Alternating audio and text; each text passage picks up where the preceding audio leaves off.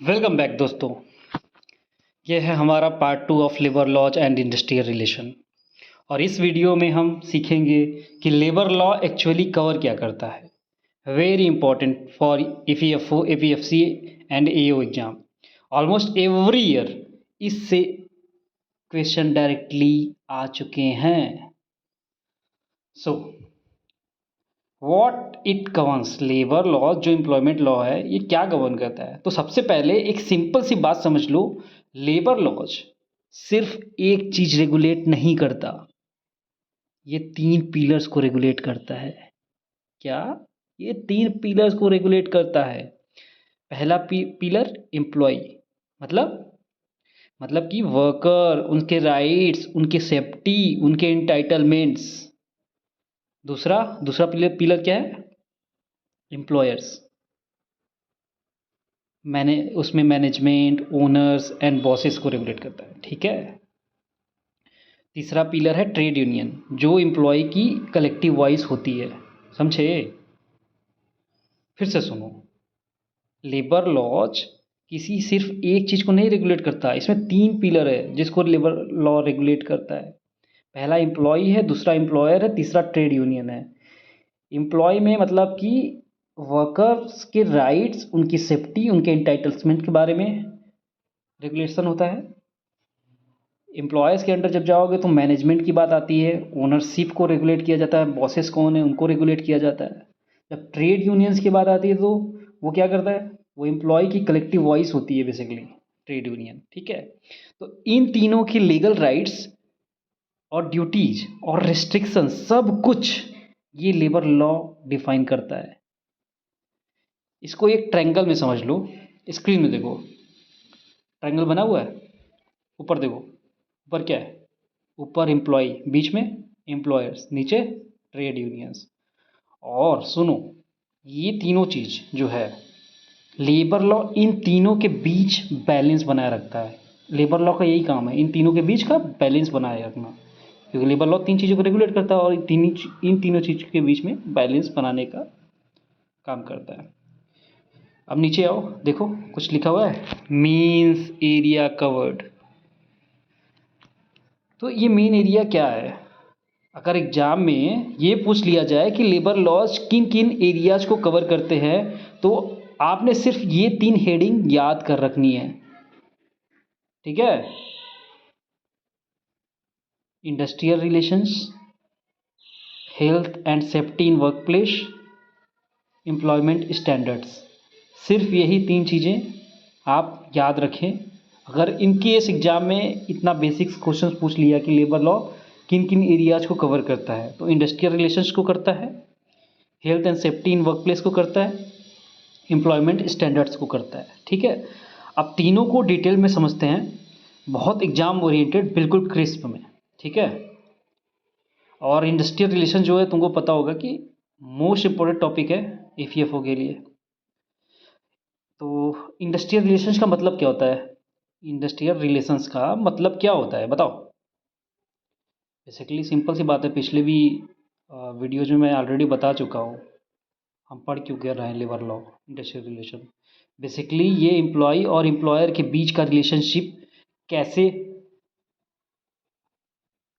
चल रहा है उसे रेगुलेट करता है। ठीक है। इसमें इंक्लूड होता है, क्या होता है बताओ। देखो स्क्रीन पे, यूनियन सर्टिफिकेशन, जिसमें ट्रेड यूनियन को लीगल रिकॉग्निशन कैसे मिलती है ये बताया जाता है। लेबर मैनेजमेंट रिलेशन, जिसके अंडर वर्कर और मैनेजमेंट के बीच की निगोशिएशंस, कम्युनिकेशंस के बारे में बात होती है। कलेक्टिव बार्गेनिंग, इसके अंडर एम्प्लॉय ग्रुप में आके वेजेज, वर्किंग कंडीशंस पर निगोशिएट करते हैं। ठीक है। वेजेज और वर्किंग कंडीशंस पे एम्प्लॉय आकर निगोशिएट करते हैं, ये कलेक्टिव बार्गेनिंग आ जाएगी। अनफेयर लेबर प्रैक्टिसेस, इसमें क्या होता है, एम्प्लॉय मतलब बेसिकली एम्प्लॉयर और यूनियन दोनों की गलत इलीगल बिहेवियर को देखा जाता है, चेक किया जाता है। एग्जाम्पल, वर्कर को थ्रेटन करना, अनफेयर डिसमिसल, यूनियन बस्टिंग, ये सब एग्जाम्पल है अनफेयर लेबर प्रैक्टिसेस की। क्या है, फिर से सुन लो। वर्कर को थ्रेटन करना, अनफेयर डिसमिसल्स और यूनियन बस्टिंग। ठीक है, ओके। ये सारा जो भी कॉन्सेप्ट तुमने पढ़ा, ये ईपीएफओ एग्जाम का ये मतलब समझ लो हार्ट है एक तरीके से। इससे मल्टीपल एमसीक्यू डायरेक्ट्स बनते हैं। हम एमसीक्यू भी पढ़ेंगे इसके बाद, ठीक है। और अब आते हैं health and safety in work place में। इसमें क्या है, बेसिकली ये दूसरा एरिया है, health work place health and safety. ये इंश्योर करता है कि सेफ वर्किंग इन्वायरमेंट हो, एम्प्लॉयज़ को डेंजरस कंडीशन में एक्सप्लॉइट ना किया जाए, safety equipment, proper ventilation, emergency exits सब मैंडेटेड हो। फिर से सुन लो, जो health and safety in work place, ये क्या इंश्योर करता है, ये 3 चीज़ें इंश्योर करता है। सेफ वर्किंग इन्वायरमेंट हो, एम्प्लॉयज़ को डेंजरस कंडीशन में एक्सप्लॉइट ना किया जाए, safety equipment, proper ventilation, emergency exit, ये सब मैंडेटेड हो। Factories act, OSH code, mines construction etcetera सब यही इंश्योर करते हैं कि जन है तो जहां है। समझे?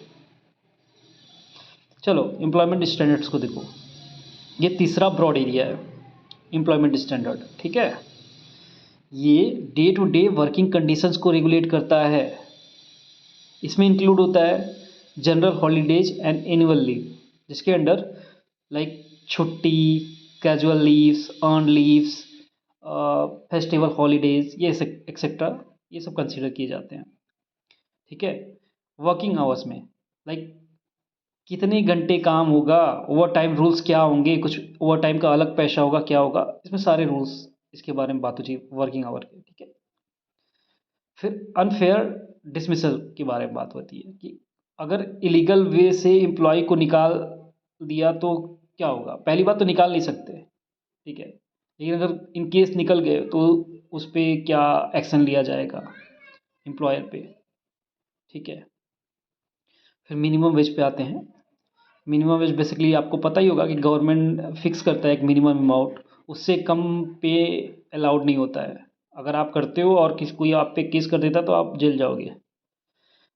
Last, lay off and severance procedures.